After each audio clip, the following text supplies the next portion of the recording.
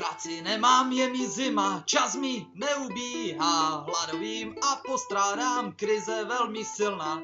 Mědy kabát, co nosím neustále na sobě, po přidávkách trochu spočnu v azylovém domově.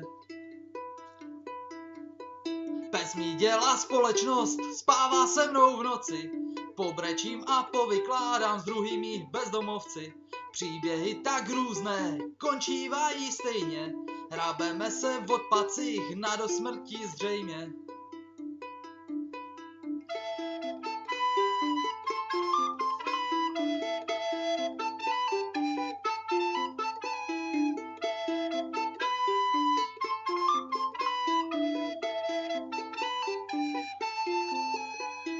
Něco si snad seženu, rozvedu se seženu. S policajtem měla pletky, obrála mě o majetky. U soudu to neobstálo, hodně peněz mě to stálo. Kdybych věděl, jak dopadnu, radši bych ji jednu flágnul.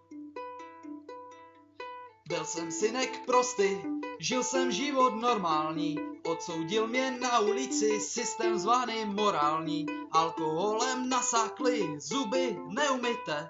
Vy chodíte okolo, že mě nevidíte.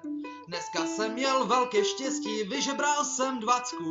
Koupil jsem si na náměstí bramborovou placku.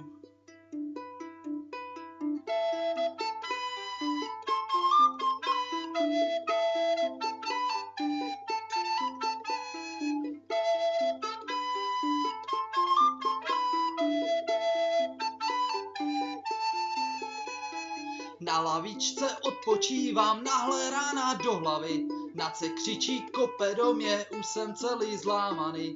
Ošetření v nemocnici, čím jenom to zaplatím. Skočím z mostu nebo pod vlak, ať už se tím netrápím. Tenhle příběh však nekončí, budou po mně další.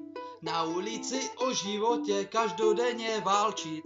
Poučte se z příběhu, ať neskončíte stejně. Prohrabávat odpadky, snad je vám to zřejmé.